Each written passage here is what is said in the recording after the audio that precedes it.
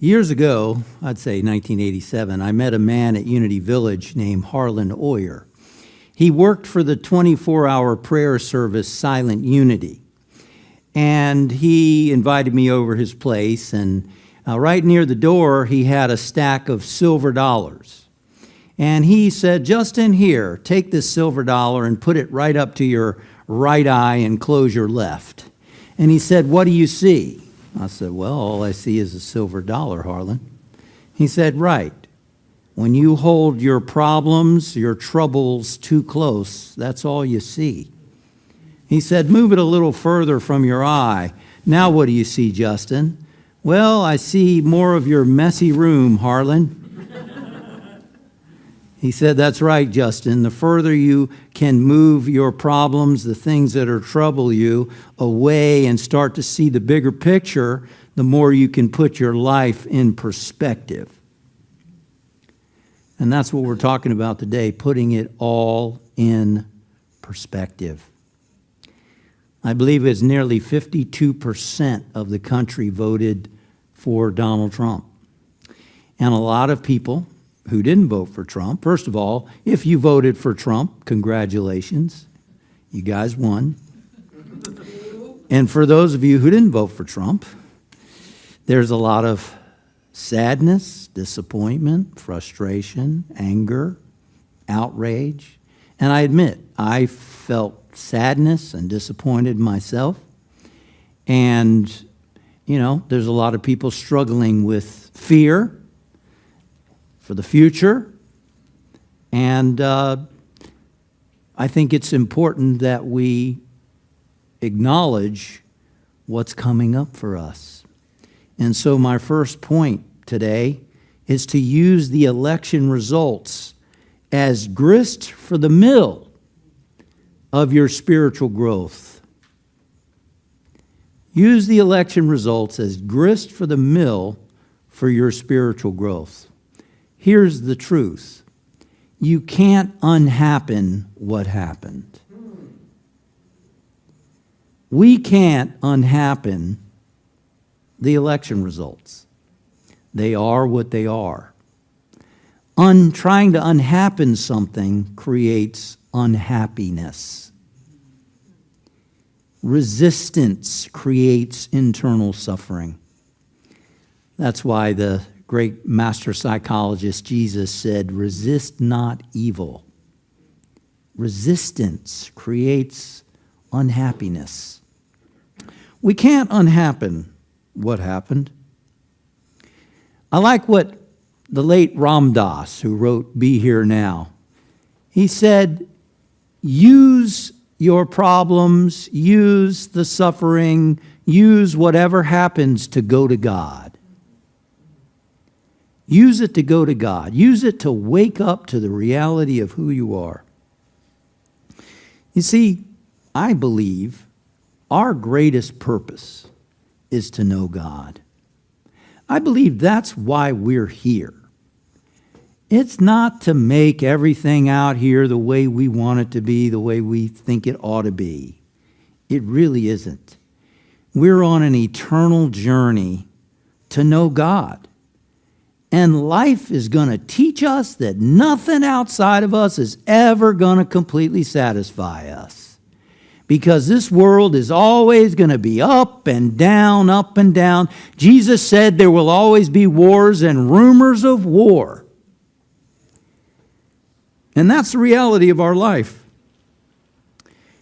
And in order to know God, we've got to heal ourselves. We've got to unblock our stuff. And guess what? The election results bring up stuff, don't they? All the anger or sadness or frustration or outrage that comes up inside of us is just the tip of the iceberg. External stuff triggers our unhealed stuff. The dislike, even you could say hatred of Donald Trump that many people have, it's inside of us. It's not just about Donald Trump. It's about stuff that we've been burying for a lifetime, ladies and gentlemen. He just triggers it. So this election process and results and whatever's going to unfold in the future is an opportunity for you and me to heal ourselves, to feel what comes up instead of repressing it, which is what we've been doing all our lives, mostly, and what most people are doing, repressing, resisting what's there. Somebody says something, doesn't do something, and the average response is to blame, to shame, to try to manipulate, to try to control, to make it outside the way we need it to be so we're not afraid, so we're not uncomfortable, instead of looking directly at what's coming up for me and let me heal it. Let me allow myself to feel it. Let me allow it to flow through me. And boy, is this a time to be able to heal ourselves. We've got to use our willpower, ladies and gentlemen, to heal ourselves. You know, we can't let ourselves go down that train of letting the mind run away in blame and anger and frustration. We can't let ourselves run down that train of sadness and depression. We can use our will to go, wait a minute, I feel the sadness, I feel the anger, I feel it, but let me raise myself. Let me raise myself. How much can I raise myself? How much can I lift my mind? Because I know letting myself go into that despair is not going to help anybody. It's not going to help me. It's not going to help anybody. And you know what? After this election, that may be too difficult for you to do. Maybe you need to practice with the little things, like the subway being late, like the subway stopping, like the bus being late, like someone cutting in front of us, like someone speaking sarcastically or whatever to us, to practice with the little things. Because unless we practice with the little things, we can't do it with the big things. This can be an opportunity for us to remember what is really most important, and that is knowing God, waking up spiritually, because ultimately that's the solution to the world's problems. It's not the government. It's not the outer. It's the inner. Yogananda had the goal of being even-minded and cheerful at all times. Doesn't mean you're necessarily happy, but it means I'm going to do my best to be cheerful at all times. When my stepfather, Henry, who I loved as much as I could love any human being on the planet, I wondered, how am I going to deal with it when he passes away? And when he passed away, I was so amazed by the calmness that I had. And I was strengthened by the idea that my sadness, sure, I had some sadness, but I didn't let myself go down a pit of sadness because I knew that was self-indulgent.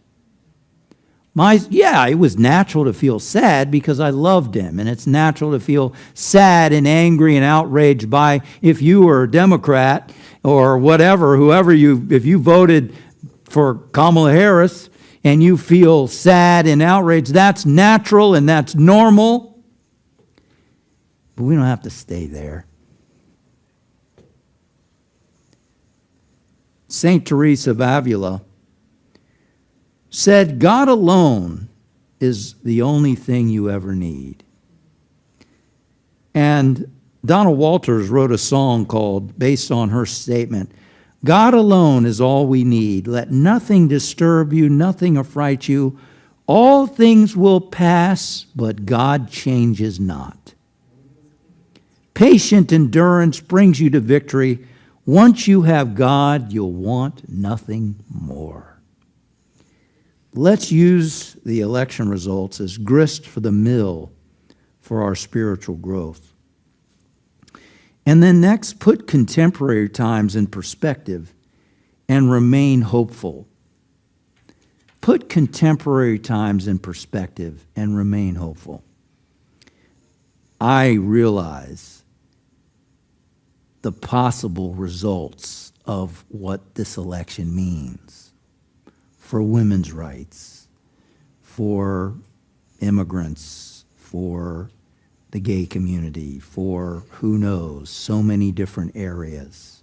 I realize in the world there is a movement toward autocracies.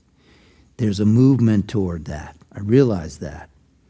Let's put this in perspective and remain hopeful and recognize, first of all, this world is not meant to be perfect. It isn't. There's a legend that in the beginning, God created everybody perfect, and everybody got still and meditated and merged right back into God. And God said, wait a minute. That's no fun. Let me create a little more challenge out here. Let me create some temptation. Let me make this so we can keep the game going. And so he did. And it's not meant to be perfect. We're not meant to find perfection in the outer world. The sages tell us we're meant to find it in spirit, in ourselves. That's the only place we're ever going to find it. That's why we've got mosquitoes. That's why we got snakes. That's why we got all these other crazy things in the world, because it's not meant to keep us completely satisfied and happy. Let it drive us to grow spiritually. Let it drive us to wake up to our divinity. As I said, Jesus said there will be wars and rumors of war all the time. I happened to see on TikTok this meditation teacher, Dan Harris, who had learned recently from a friend who told him after the election, he told him, it's all part of it. And he was repeating that to himself. It's all part of it. It's all part of life. It's ups and downs. It's butterflies and it's rattlesnakes. It's all part of it. One of the things that's hopeful to me is something the sages talk about. They talk about cycles of time. That we left the dark ages of the Roman Empire and so on, and the very dense, the medieval times, where people are feeding each other the lions and all this kind of craziness. And now we're in an ascending cycle. Now this cycle is the age of energy, and we see it in cell phones, the internet, lasers, and all the stuff that's happening. We see this ascending energy that's happening, but they tell us also there's going to be a shake-up on the way. There's going to be big challenges on the way. And ladies and gentlemen, we might be on the verge of some of those big challenges on the way, but we're going to move through it. Because we're on this ascending cycle to where everyone is ultimately going to be like a sage, a Jesus Christ and so on. But we've got a long way to go. A long way to go. So for me, that's hopeful. And this is not the end. This is not we're just going down. No, we're not going down. We're going up. But there's a friction between this new energy and the old energy. There's a friction. And this is what's happening, and this makes it even more important why you and I need to grow strong in our center. This is why even more important, you and I need to heal ourselves and let our light shine. I have a friend who recently told me stuff was coming up for him from his past that he was healing from. Anybody else finding some stuff coming up inside of you? And I started having dreams myself of stuff from my mother, and really heavy dreams before the election results, where I would wake up and I'm like, my goodness, stuff about my past and childhood. And dreams are one way that we are healed of our stuff. We can't face them in our conscious life, so they come up in dreams where they get released because we're not able to look at them directly in our conscious life. So they come up, and I thought, wow, what's going on? And maybe what's going on is you and I are being healed so that we can move into this new phase of humanity, so that you and I can move into this new phase stronger and more enlightened, allowing the light to shine in us. Because if it's not needed now, it is needed more now than ever before. The book of Revelation in the New Testament was written during the rule of Rome, and it was a message to the Christians in a time of persecution. It was shrouded in symbology. And essentially what it was saying to the Christian was, hang on, God is coming. Hang on, God is coming.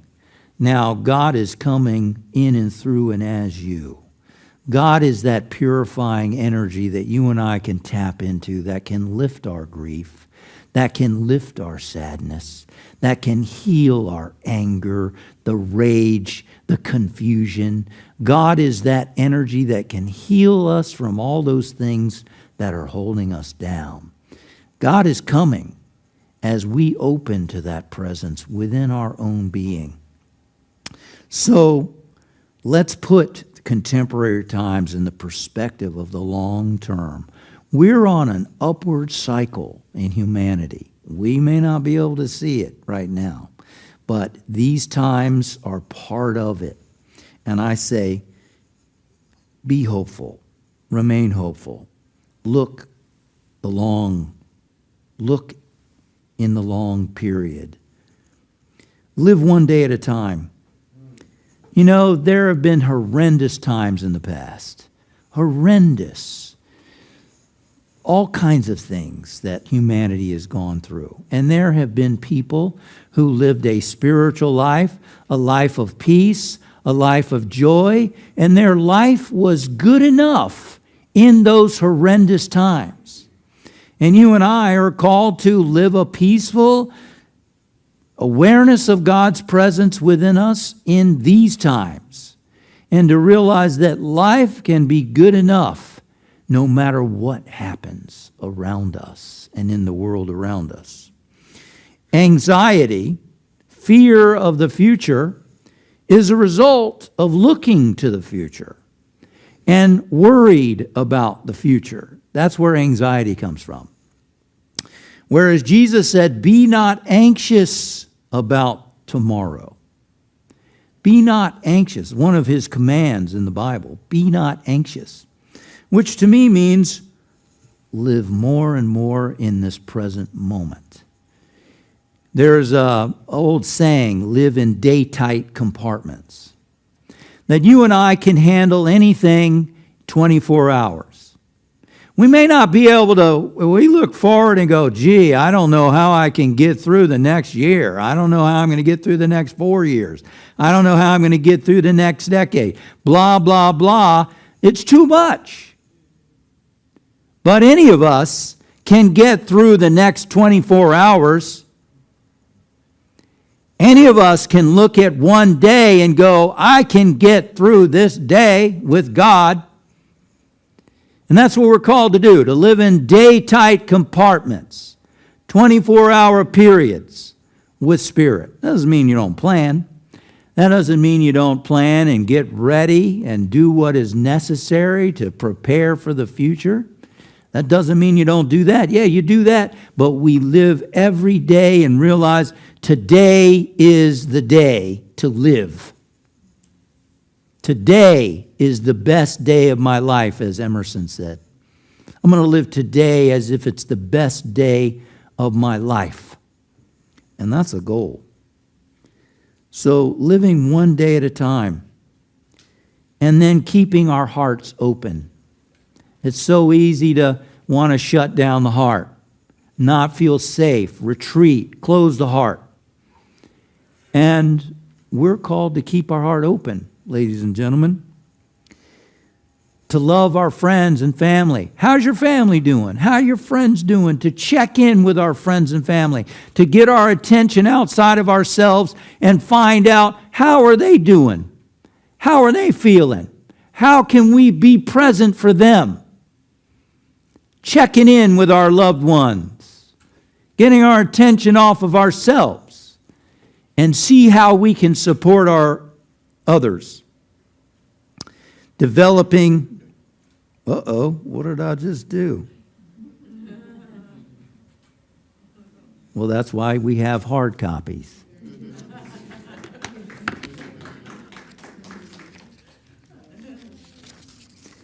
Developing compassion and kindness for others.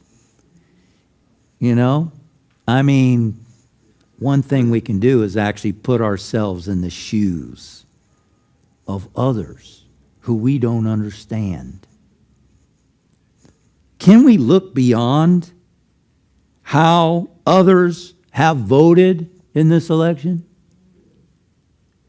and try to put ourselves in their shoes as human beings to try to understand where they're coming from? You know, one thing I think to consider is that millions of people, even those who voted for Donald Trump, still share the values of kindness and compassion and honesty and integrity and goodness. Really. However, I know, I hear some chuckling. Really? Well, that's right. Everybody, think about this. Every person on the planet is an expression of God. The 52% that voted for Donald Trump, or whatever that percentage is, are all expressions of God. Right? They're all expressions. No more, no less than you and me. Community ministers and members are in that 52%. There's some of them. Yeah, absolutely. She's saying, that's right. That's why I'm not taking any partisan side. If you were part of that 52%, as I said in the beginning, congratulations. This message is primarily, probably, for those who weren't in that 52%, who are struggling. And I'm not trying to take either side, either way. I'm just saying the truth as I understand it. And here's the thing. That 52% are expressions of God. And some of those 52%, I believe, voted out of fear. You know, at least some of them voted out of fear. I mean, we all have fear inside of us, let's face it, right? The 52%, the other percentage that didn't vote Trump also voted out of fear, some percentage of them, right? You know, I think fear motivated a lot of those votes. The cost of living, the wars going on in the world, the other dictators, and seeing this businessman who is, you know, has an image of a strong man. I spoke to one guy, I was like, he voted in advance. I'm like, why did you vote for Trump? And he's a father of 4 grown kids. He's a smart man. We had a very reasonable conversation about all this before the actual election results. And he said, I just want someone to be able to stand up to Putin. You know, I'm not saying Kamala couldn't. If they don't hear me, I'm not taking sides. But what I am saying is that can we develop some understanding and compassion beyond the vote and try to see people as human beings and as spiritual beings, trying to put ourselves in their shoes to see what's going on. And here's a thought for you. As 52% voted for Trump, who's to say that he might be the right kind of crazy to deal with some of the crazies in the world around us? I don't know. We don't know. But 52% expressions of God voted for him. Maybe there's something going on we don't know. Right? So let's keep our hearts open. Love our friends and family. Develop compassion and kindness. The election results can be grist for the mill of our spiritual growth. We can put contemporary times in perspective, live one day at a time, keep our hearts open, and lastly, do what you can. I have a deep concern for the people who are going to be affected by this administration. I do. But we can do what we can. Nkosi Johnson was born in South Africa in 1989. He was born with HIV. He died at the age of 12. But during his life, he was an advocate for children. He was an advocate for AIDS awareness. And he said this, "Do all that you can with what you've been given in the place where you are, with the time that you have." A little boy with AIDS. That's what you and I can do. We can do what we can. We can support the causes that we believe in. I heard Dr. Rick Hansen talk about, he had a congressman he knew years ago who told him, he was like, how can we help? And that congressman said, send money to public interest legal firms that slow down bad things and maybe even prevent them. Interesting. What are the causes you believe in that you can support? And most importantly, grow spiritually. Let your light shine. Be a source of peace and calmness and love right in the world where you are. Because the sages tell us the ripples of your consciousness flow out in the pond of humanity and touch other souls right where they are. I'm going to conclude with Mother Teresa, attributed to Mother Teresa. She said, people are unreasonable, illogical, and self-centered. Love them anyway. If you're kind, people may accuse you of selfish, ulterior motives. Be kind anyway. If you're successful, you'll win some false friends and true enemies. Succeed anyway. If you're honest and sincere, people may deceive you. Be honest and sincere anyway. What you spend years creating, others may destroy overnight. Create anyway. If you find serenity and happiness, some may be jealous. Be happy anyway. The good you do today will be forgotten tomorrow. Be good anyway. Give the best you have and it will never be enough. Give your best anyway. For you see, in the end, it's between you and God. It was never between you and them anyway.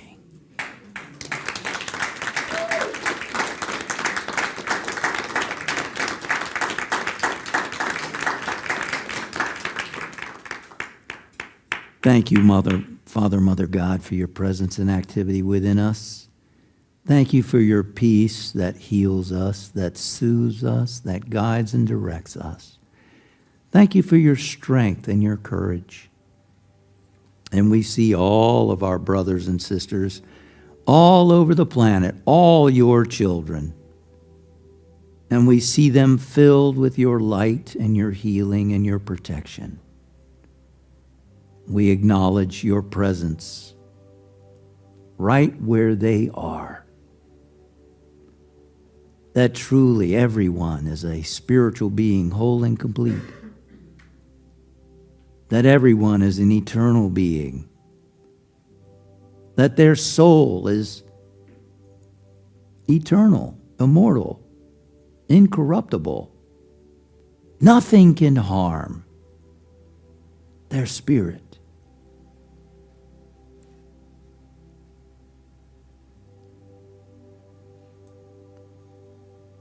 Thank you for your peace. And so it is. Amen.